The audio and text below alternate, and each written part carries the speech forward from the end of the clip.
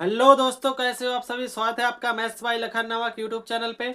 आज हम बात करने वाले हैं क्लास 9th मैथ के चैप्टर 1 नंबर सिस्टम के बारे में। ठीक है, तो आपका पहला वीडियो इंट्रोडक्शन वीडियो होने वाला है। तो इसमें हम बात करेंगे नंबर सिस्टम संख्या पद्धति के इंट्रोडक्शन के बारे में। ठीक है, तो यदि आप ये वीडियो अगर देख लेते हैं तो चैप्टर आपका एकदम ईजी होने वाला है। ठीक है, तो सबसे पहले जैसे कि नाम से ही आपको पता चल रहा है कि संख्या पद्धति, यानी इसमें हम संख्याओं के बारे में पढ़ेंगे। ठीक है, तो इससे पहले आपको जानना जरूरी है कि संख्याएं कौन कौन सी कितनी प्रकार की होती हैं, किस किन संख्याओं को हम क्या कहते हैं। ठीक है, संख्या को मुख्यतः दो भागों में बांटा गया है। एक वास्तविक संख्या, वास्तविक संख्या, और दूसरा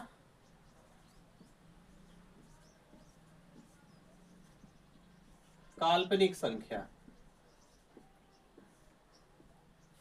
ठीक है, वास्तविक संख्याएं क्या होती हैं? वास्तविक संख्याएं वो होती हैं जो भी आज तक आपने पढ़ा है वो सारी वास्तविक संख्याएं होती हैं। जैसे परिमेय संख्या, अपरिमेय संख्या, भिन्न वाली संख्या, बिना भिन्न वाली संख्या, धनात्मक संख्या, ऋणात्मक संख्या, सभी संख्याएं, जो भी संख्याएं आज तक आपने पढ़ी है वो सभी वास्तविक संख्याएं होती हैं। ठीक है, तो भाई काल्पनिक संख्याएं क्या होती हैं? काल्पनिक संख्याएं वो संख्या होती हैं जो कल्पना में होती हैं। जैसे जैसे जैसे मान लीजिए आपका कोई इक्वेशन आता है x² + 1 = 0। ठीक है, आपका कोई समीकरण आता है x² + 1 = 0। तो x² और 1 को उधर ले जाएंगे तो माइनस का हो जाएगा, तो x की वैल्यू क्या आएगी? -1 अंडर रूट के अंदर। ठीक है, तो ये एक तरीके से इमेजनरी नंबर है, ये काल्पनिक संख्या है। अंडर रूट के अंदर माइनस में जो संख्या होगी वो काल्पनिक संख्या कहलाएगी। क्यों? क्योंकि अंडर रूट के अंदर माइनस में कोई संख्या पॉसिबल नहीं है, क्योंकि वर्गमूल उसी का निकलता है जिसका स्क्वायर होता है। ठीक है, यानी 2 का स्क्वायर 4 होता है तो 4 का वर्गमूल 2 होता है। लेकिन अगर हम -2 का भी स्क्वायर करते हैं तो भी वो प्लस का 4 होता है। इसलिए यदि अंडर रूट के अंदर कोई माइनस की संख्या है तो उसको काल्पनिक संख्या कहते हैं। ठीक है, तो आप लिख सकते हैं -2, -3। तो इसको अभी आपको नहीं पढ़ना है, ये आपके क्लास में नहीं है। ठीक है, तो अभी हम बात करते हैं वास्तविक संख्याओं की। ठीक है, तो वास्तविक संख्याएं, जो संख्या आज तक आपने पढ़ी है वो सारी संख्या वास्तविक संख्या होती है। जैसे परिमेय संख्या, अपरिमेय संख्या, दशमलव वाली संख्या, भिन्न वाली संख्या। ठीक है, वास्तविक संख्याओं को भी मुख्यतः दो भाग में बांटा गया है।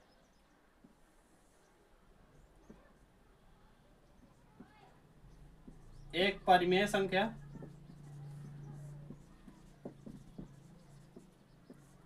और दूसरा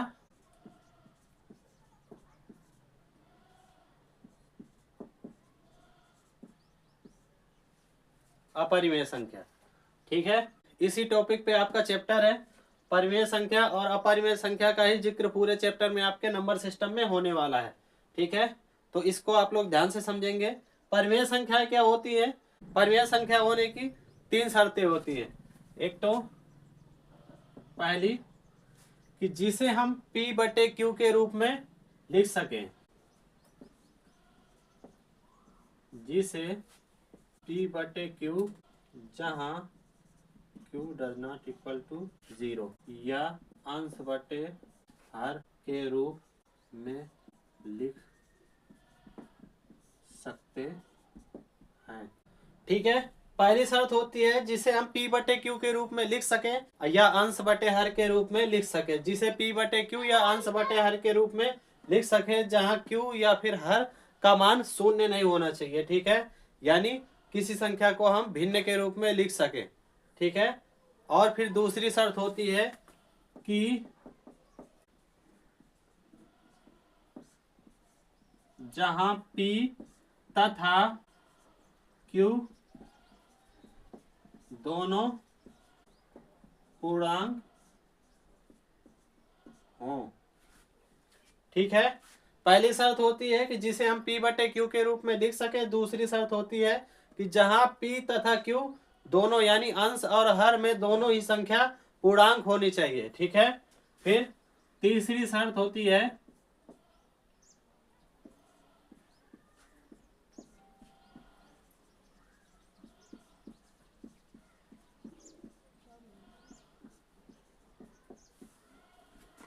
ठीक है। तीसरी शर्त होती है कि P तथा Q का मासा एक हो, ठीक है। यानी अगर P बटे Q के रूप में कोई संख्या हम लिख रहे हैं तो उसका मासा एक होना चाहिए, यानी कोई उभयनिष्ठ गुणनखंड नहीं होना चाहिए, ठीक है। यानी जैसे लिखते हैं हम, अगर 2/3 लिखते हैं, ठीक है, तो क्या ये परिमेय संख्या होगी?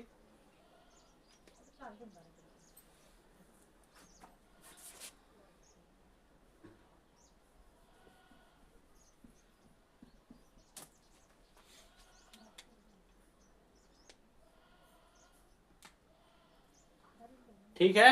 तो परिमेय संख्या क्या होती है? जिसे हम P बटे Q या अंश बटे हर के रूप में लिख सके, जहां Q का मान या हर का मान 0 ना हो, ठीक है। और दूसरी शर्त ये भी होनी चाहिए कि P और Q दोनों पूर्णांक भी हो और P तथा Q दोनों का मासा एक भी हो, ठीक है। और अपरिमेय संख्या क्या होती है? अपरिमेय संख्या परिमेय संख्या का उल्टा होती है, यानी तीनों शर्तों में से कोई भी अगर एक शर्त फॉलो नहीं होगी तो वो संख्या अपरिमेय संख्या कहलाएगी, ठीक है। यानी P तथा Q दोनों का मासा एक नहीं होगा तो अपरिमेय संख्या होगी। P बटे Q या अंश बटे हर के रूप में नहीं लिख सकते तो अपरिमेय संख्या होगी। P या Q दोनों में से अगर कोई पूर्णांक नहीं है तो भी अपरिमेय संख्या होगी, ठीक है। परिमेय संख्या को भी दो भागों में वर्गीकृत किया गया है, दशमलव संख्या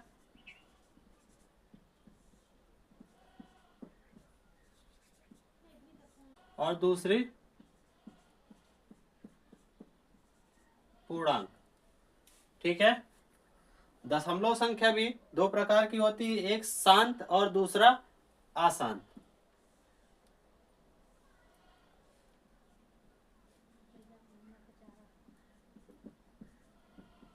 शांत और अशांत, ठीक है। दशमलव संख्या क्या होती है? जैसे जो भिन्न के रूप में परिमेय संख्या होती है उसको हम भाग दे देते हैं हर वाली संख्या से तो दशमलव रूप में आती है। तो वो दो प्रकार से होती है, जैसे किसी संख्या का हम भाग देते हैं और भाग रुक जाता है, ठीक है, तो वो शांत दशमलव प्रसार कहलाता है। और किसी संख्या का भाग यदि नहीं रुकता है, जैसे मान लीजिए संख्या आती है 10/3, ठीक है, आप भाग देते हैं 3 का 10 में, ठीक, 3 का 10 में भाग देते हैं तो 3 बार जाएगा, 9 आएगा, फिर 1 आएगा, यहाँ पे दशमलव रहेगा, 0 बढ़ेगा, फिर 3 आएगा, फिर 9 आएगा, फिर 1 आएगा, फिर 0, फिर 3, यानी कि ये 3 चलता ही रहेगा। तो ये दशमलव प्रसार क्या कहलाएगा? अशांत, ठीक है। जैसे मान लीजिए एक संख्या आती है 8/5, ठीक है, आप 5 का भाग देते हैं 8 में तो एक बार जाएगा, 5 आएगा, फिर यहाँ पे 3 आएगा, दशमलव लगाएंगे, 0 आएगा, 5 छका 30, ठीक है, ये 1.6 पे खत्म हो गया, ठीक है। तो ये शांत दशमलव प्रसार कहलाएगा क्योंकि ये यहाँ पे शांत हो गया, और ये शांत नहीं हो रहा है, ये अशांत कहलाएगा, ठीक है। तो शांत दशमलव प्रसार क्या होते हैं?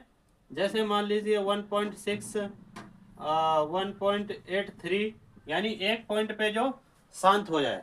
अशांत क्या कहलाते हैं? जैसे 3.33 डैट डैट डैश, यानी जो चलता ही जाए, ठीक है, वो अशांत दशमलव प्रसार कहलाएगा। और जो एक पॉइंट पे जाके शांत हो जाते हैं, रुक जाते हैं, वो दशमलव प्रसार शांत दशमलव प्रसार कहलाता है, ठीक है। तो अशांत में भी दो प्रकार होते हैं, एक आवर्ती और अनावर्ती, ठीक है। एक तो आवर्ती और दूसरा होता है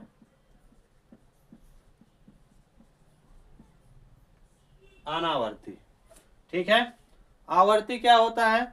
दशमलव के बाद कोई सेम नंबर रिपीट हो रहा होता है, ठीक है, जैसे 3.333, ये 3 रिपीट हो रहा है, ये कौन सा दशमलव प्रसार कहलाएगा? अशांत और आवर्ती। और जो दशमलव प्रसार दशमलव के बाद रिपीट नहीं होते, यानी कोई नंबर रिपीट नहीं हो रहा, रिपीट भी होते हैं तो क्रम से नहीं रिपीट होते, यानी 0.1 आ गया, फिर 0 आ गया, फिर कोई 2-3 संख्या आ गई, फिर 1 आ गया, फिर अलग अलग संख्याएं आ रही हैं, ठीक है। तो वो अशांत और अनावर्ती होता है वो दशमलव प्रसार, ठीक है। तो आवर्ती क्या होता है? 3.33, ठीक है, कामा 6.66, ठीक है। और अनावर्ती क्या होता है? जैसे दशमलव के बाद कोई भी नंबर रिपीट नहीं हो रहा है, मान लो 0 1 और 0 0 1 0 0 0 1। ठीक है, यहाँ पे ये नंबर रिपीट तो 1 तो हो रहा है, लेकिन यहाँ पे 2 जीरो के बाद रिपीट हो रहा है, यहाँ पे 3 जीरो के बाद रिपीट हो रहा है, तो इसका कोई सीक्वेंस नहीं है। ठीक है, तो ये दशमलव प्रसार अशांत और अनावर्ती दशमलव प्रसार कहलाएगा। ठीक है, या फिर आप कुछ भी लिख सकते हैं 1.42531। ठीक है, अब यहाँ पे भी कोई नंबर सेम सीक्वेंस से रिपीट नहीं हो रहा है, तो ये दशमलव प्रसार भी अशांत और अनावर्ती कहलाएगा। ठीक है, अब बात करते हैं पूर्णांक की कि पूर्णांक क्या होते हैं। ठीक है, आपको पता होगा कि प्राकृतिक संख्याएं क्या होती हैं,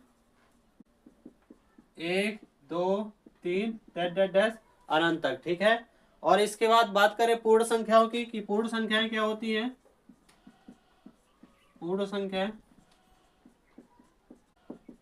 0 1 2 3 डैश, यानी प्राकृतिक संख्याओं में ही हम जीरो को भी ले लेते हैं तो वो पूर्ण संख्याएं हो जाती हैं। ठीक है, लेकिन बात करें पूर्णांक की कि पूर्णांक क्या होते हैं, तो पूर्णांक में सभी धन पूर्ण संख्याएं और सभी ऋण पूर्ण संख्याएं। ठीक है, यानी पूर्ण संख्याओं के साथ साथ ऋणात्मक संख्याएं भी हम ऐड कर देंगे तो वो पूर्णांक कहलाएंगे। ठीक है, यानी -4 -3 -2 -1 0 1 2 3 डैश और ये इधर डैश, यानी सभी ऋणात्मक संख्याएं और सभी धनात्मक संख्याएं और जीरो, ये पूर्णांक कहलाते हैं। ठीक है, पूर्णांक को हम जेड से प्रदर्शित करते हैं। ठीक है, ठीक, तो परिमेय संख्याएं क्या होती हैं, सभी पूर्णांक परिमेय संख्याएं होती हैं, सभी पूर्ण संख्याएं भी परिमेय संख्याएं होती हैं, सभी प्राकृतिक संख्याएं भी परिमेय संख्याएं होती हैं। ठीक है, और सभी दशमलव संख्याएं अशांत और आवर्ती दशमलव संख्याएं। ठीक है, लेकिन वह दशमलव संख्या जिसका दशमलव प्रसार अशांत और अनावर्ती होता है। ठीक है, वह संख्या जिसका दशमलव प्रसार अशांत और अनावर्ती होता है वो संख्या क्या कहलाती है, अपरिमेय संख्या। ठीक है,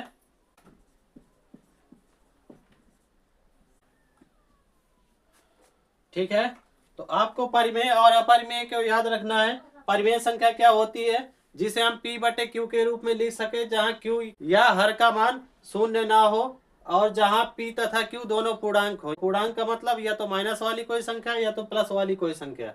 ठीक है, जहां P तथा Q का मासा 1 हो, यानी इसका मतलब है कि आप अगर लिखते हैं कि 4/8, ठीक है, तो इन दोनों का मासा कितना है, 4 है, तो ये परिमेय संख्या नहीं होगी, ये तुल्य परिमेय संख्या कहलाएगी। ठीक है, ये परिमेय संख्या नहीं होगी क्योंकि इसका मासा 4 है।